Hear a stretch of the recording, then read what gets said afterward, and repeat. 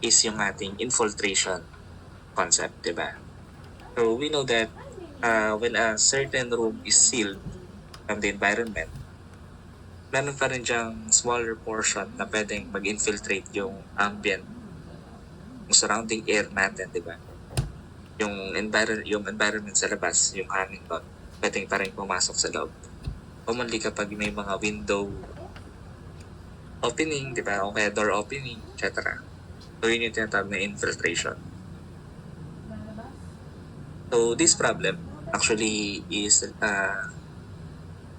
regarding dun sa binanggit natin na infiltration. So let me read this first. An air-conditioned room of volume 10 cubic meter has infiltration of air equivalent of 3 air changes. So calculate the sensible heat load due to the infiltrated air if the difference between the room and ambient temperature is 20 Kelvin. So naghanap ng sensible heat load, but that sensible heat load is by infiltration. So ang equation regarding sa sensible heat ng infiltration is yung U ng infiltration, or rather what we call the velocity ng infiltration, times yung ating delta T, which is yung temperature ng inlet minus yung temperature ng outlet na hangin, diba? So in other words, that is the difference in temperature between the room, yung inlet, tsaka yung outlet natin or nasa labas, temperature which is ambient. So this delta T is given as 20 Kelvin. Kung wala pa tayo yung velocity natin na infiltrated, diba? So ano yung equation natin, sir, with regards sa infiltration na yan? So that is basically ACS, that is the air changes per second, times the volume ng ating air conditioning room, times yung density, times yung CP. CP ng air, syempre. So yung US, we can solve that if we know what this velocity of the infiltration is, diba? So air changes is given, that is 3 air changes. So sinabi per second, so i-divide lang natin ng 3/6. So meron na tayo nito. So meron na tayong delta T. So then meron, that is 3 air changes. But sabi ko nga per second, so divide by 3/6. So times yung volume, that is 10 cubic meter. So ang density na gagamitin dito, binanggit naman yung air, walang given dito na density. So we will use yung standard. So standard density yung gagamitin ng air. And CP, same din, walang pinanggit, so standard pa rin. So basically, all of these are given, we can solve this.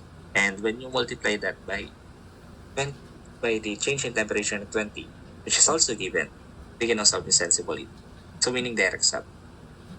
Okay, so lahat ng values dito kay velocity ng infiltration, substitute lang natin dito para diretsahan na yung sensible heat natin.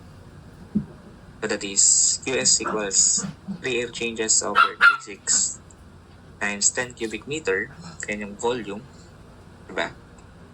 Times yung density, 1.2 kg per cubic meter, times yung CP. So CP ng air commonly pwede na gawing 1, times yung delta T na 20. So this will cancel out yung Kelvin, yung kilogram, cubic meter, kilojoule per second, that is kilowatts.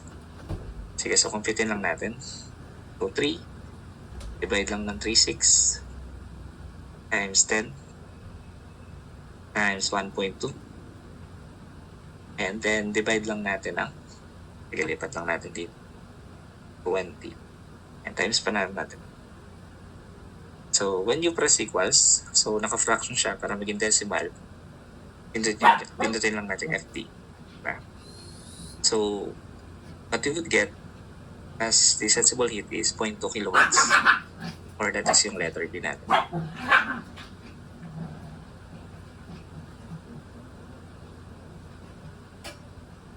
Sige, so let us have another problem regarding dito sa ating air conditioning. So basahin ko lang. To compute the pressure drop of 2 degrees Celsius air flowing with a mean velocity of 8 meters per second in a circular sheet metal duct 300 mm in diameter and 15 meters long. So use a friction factor of F equals 0.02 and density ng air is 1.16 or 4 kg per cubic meter. naghanap ng pressure drop sa ducting natin. So, ang pressure loss sa ducting is gamma, specific weight, times yung friction head natin, which is HF. So, ang gamma, pag given kang density, which is in this case is given, that is rho G. G is constant pag walang binigay. Acceleration due to gravity yan. Ito given, so makukuha mo yung gamma. HF is basically FLP squared over 2GD, yung Flavio na equation. That is Darcy pag walang binanggit. So yung coefficient of friction is given, 0.02. Length is also given. Velocity is also given, that's 8. Then diameter is given, then that is 300 millimeters. Convert lang into meter. Yung G natin is constant. So from this, we can see na direct sub lang yung problem natin. Lahat to given. Ito given. Nilagay natin lahat yan dito. Makompute natin si pressure drop.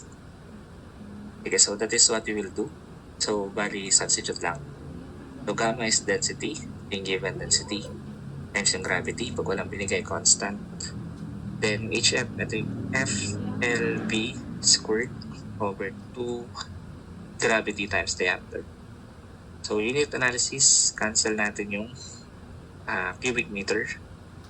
And that's cubic meter. Then, meter per second squared, cancel mo lang to. Teka.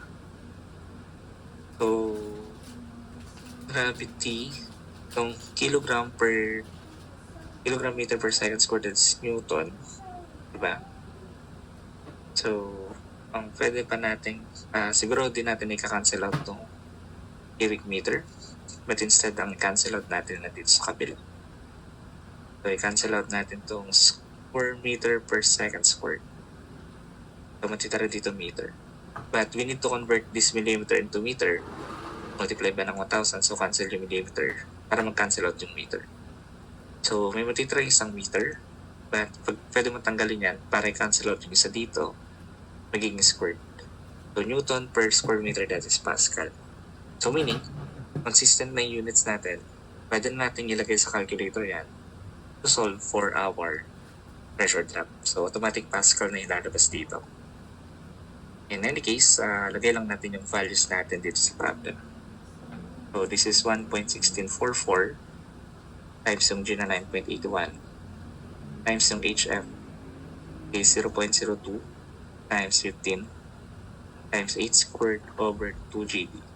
Diba? Then, huwag ka lang kakalimutan yung nilagay pa natin conversion factor kasi multiply pa ng 1,000.